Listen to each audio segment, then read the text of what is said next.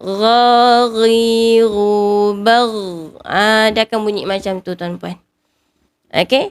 Jangan kita tahan. Kalau kita tahan dia bunyi ghaghiru bagh. Nampak? Dia tak terkeluar. Kalau kita tahan. Kita alirkan sahaja. Di samping apa? Di samping bunyi tebal. Ghain sifat dia tebal. Buktinya apa? Pangkal lidah kita terangkat. Kita rasa ketegangan sedikit ketika menyebut huruf ghain.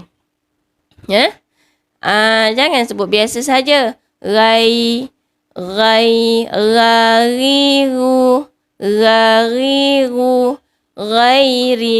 ghairil. Itu tak jadi lagi. Itu tak jadi lagi huruf ghain. Tu baru ghain biasa. Kita nak yang luar biasa. Kan? Dan paling sempurna. Jadi huruf ghain ni dia bunyi gha. Kan?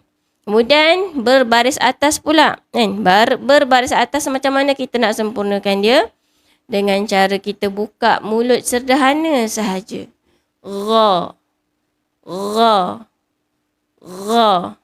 Okey? Akar lidah sentuh ke dinding hujung kerongkong. Pangkal lidah terangkat meninggi untuk menghasilkan bunyi tebal dan alirkan. Gha. Okey? Dia tebal tapi masih ada ruang yang terbuka di bahagian tengah lidah. Itu dinamakan sebagai isti'la infitah.